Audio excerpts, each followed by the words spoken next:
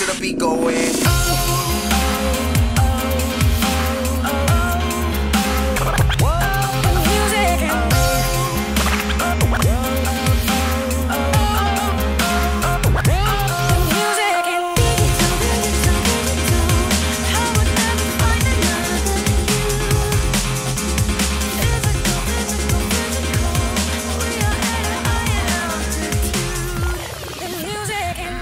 This year's been immense for you. I mean, you've travelled so many places. Just trying to keep up with you online is long enough, let alone doing it yourself. Has there been any particular highlight, any particular thing that really stood out for this year? Well, this year's actually been really good. Like, people keep telling me, oh, dubstep's dying and stuff, but this year's been amazing. Like, some of the biggest shows I've ever played, and touring constantly, and yeah, it's been really good. Vegas was definitely the highlight this year. Definitely. Every time people ask me that, I say Vegas. It was like 40,000 people, which was just something else. Was that alongside Circus? Was we Funkcase? A few other people out there at the same tour, wasn't there? Funkcase and Cookie were there as well. They played the night before me. On Okay. the same stage. It was just as good for them, I think. Did you come across any particular US acts that you've never seen before, never heard of, that kind of stood out when you were along that period? One of the people I've discovered recently was Arab music, or Arab music, however you pronounce it. Yeah, I found him. I was at one of the festivals, came across him when I was walking past the stage. Thought, what is this? Sounds cool. Checked him out. Now I'm like a massive fan.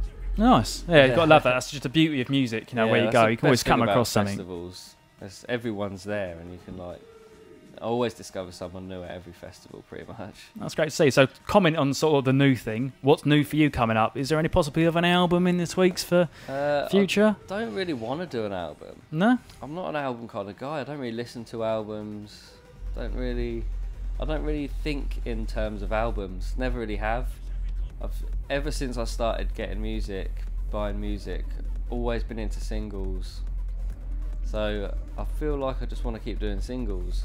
I feel like an album of my music would be really weird. Be a really weird album. A strange concept to yourself to kind of say, look, this is all just me. This is. Yeah, I can't get my head around it. I mean, I sort of tried to do an album like 2 years ago. Sat down to write it, and it just didn't happen.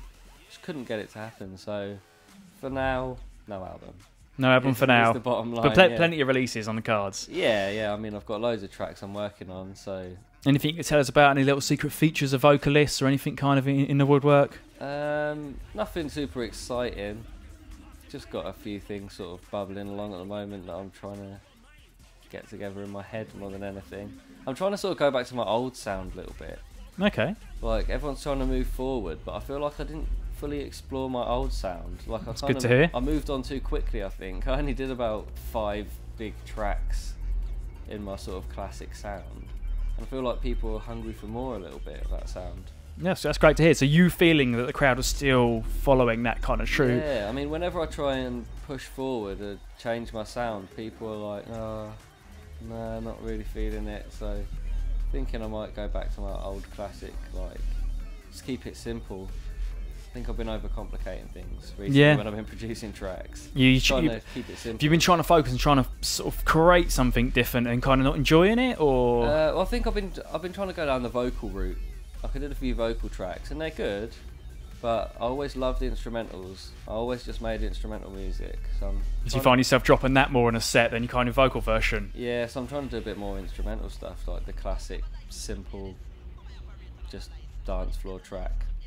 When you got round to thinking, right, got to do a label, it's got to happen, is that the way it went? Did you just wake up one morning thinking, this sound is huge, I love it, I've really got to do more? Sort of. I mean, me and Flux, we'd started making a bit of dubstep, just playing around, him a bit more than me. I was making drum and bass at the time. And I was signed to Maximum Boost, which is a label owned by a guy called Swanee and another guy called Earl. And we were doing the dubstep, and they didn't really want to put it out on that label. It was a drum and bass label, and I was friends with Flux as a kid, and I was like, check out this stuff my mate's making, and they liked it, and we all sat down and had a meeting, and we're like, instead of putting this out on the label we've got, why don't we start our own brand new label as like a foursome? So it was Swanee, Earl, me, and Flux. Like, yeah, let's just do it. Yeah. See what happens. As you say, the rest is history. It's the reason we're sitting here now, because it is at Coco, London. Like, is London your best city to play in? Kind of a bit of a home feel to it. Does it feel unique in that way now, or just a bit of a blur? London's cool, but I don't know if it's my favourite. Yeah. I like London, but I don't play very often. I mean, America's just blows my mind every time I go over there. But I mean, London's good. London shows you just feel like everyone's having a great time in London. Like when you go to some places like Miami or something, sometimes it feels like everyone's out to be seen.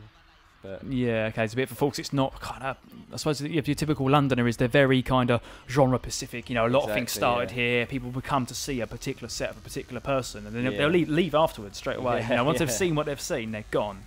I mean, that can be a bad thing, obviously. Oh, definitely, yes, it pigeonholes things, etc. But I suppose it's something as an artist like yourself has got to come up against. And in some cities you go to, I presume they'll take whatever you chuck at them and love it all day long. Yeah, I mean, I'm going to Seattle for New Year, and that's like thousands of people.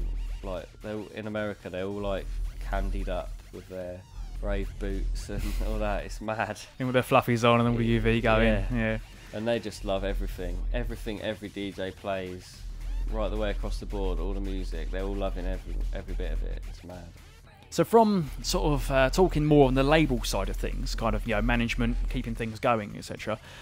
Do you enjoy that side of it? I know obviously there's a lot of you involved in it. It's a big operation to run. Do you prefer being out on the decks, or prefer being in the office, or? I quite enjoy running the label. I don't do that much, to be honest. I mean, obviously me and Flux, we don't really know what the hell we're doing when it comes to running the label. It's definitely Swanee and the other guys. I mean, we're just we're the connection between them with the knowledge of the industry and the scene sort of thing. So like, we're involved with the scene and they're involved with the industry, and me and Flux are like the go-between. So we don't mess around with like the contracts or any of that rubbish. Yeah. We just listen to the tunes, figure out what works and what we like, and try and get it ready for release. Do you have much? Obviously, Circus are well known for their competitions. It's a great outlet. One of the guys warming up today was one of the winners. Yeah. Do you have any involvement in that and kind of the picking of it, or? Yeah, I mean it's a lot to listen to. I mean, the last competition had, because we caught up with some of the Circus guys before, I said like 600 people entered to it. That's a lot of sets to listen to. That's a lot of time. Yeah. Well, our neon competition that we did with Juno, Juno picked the best like handful. I didn't know if I trusted them, so I listened to them all anyway. Yeah. That was like 500. That's great to hear. As for the punters and everything, great to hear that entering. Yeah, I listened to every single one of those tracks. I never want to hear that vocal again. Just repeats and repeats. It was like 2 days, all I listened to was those remixes. But it turned out I agreed with all the Juno's picks anyway, so it was pointless. Great. But yeah, it's always good to be safe and sure. Yeah, 500 versions of my own track the same that I'd thing. already heard thousands of times. No, I said we probably steer clear of it from some of your sets then straight after, just to have a bit of a break.